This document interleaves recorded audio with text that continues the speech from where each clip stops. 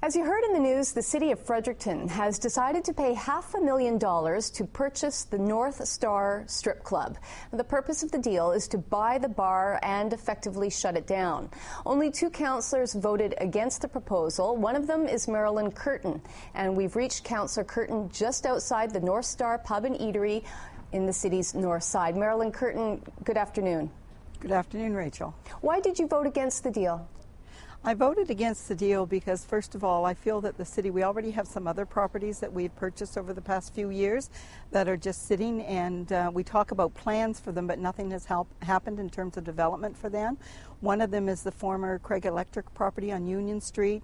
We also have York House on York Street, and we've accumulated these properties over the several past years, and they're still sitting, and I'd like to see us do something with them. And if we purchase this particular property, it's just going to be an added property we're going to add to our inventory of purchasing properties, and thinking down the road we will do something with it. And we don't have any immediate plans. I've heard of things like, well, the building is not in good shape, so we will tear down the building. And then we have an increased cost of demolition of the building.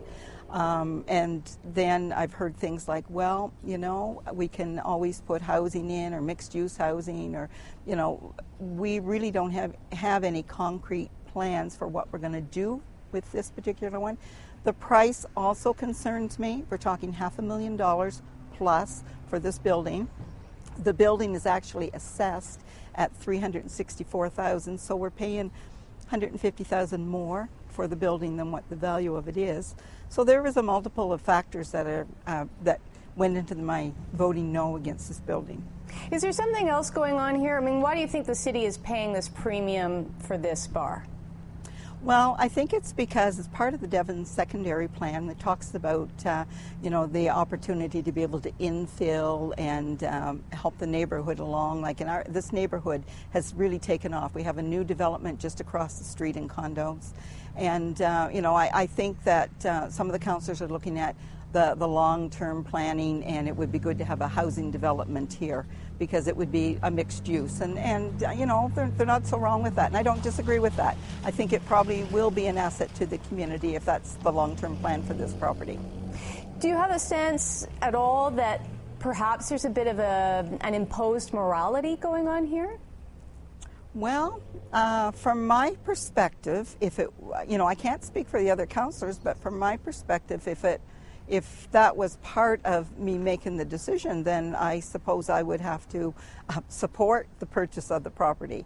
So I've tried to remove that from the whole equation here and just look at it in terms of the financial implications and the cost to the taxpayers. And I suppose we should point out that the owners were willing to sell, right? The owners, now that I can comment on, the original owner passed away, and the family were continuing to own the property, and they approached us with wanting $750,000 for the building. Our real estate manager did an excellent job of negotiating it down to $500,000, but still I feel that $500,000 was still a little bit too much, more than what I wanted to get involved in making a decision on for a building that we're not really sure what we're going to do with it.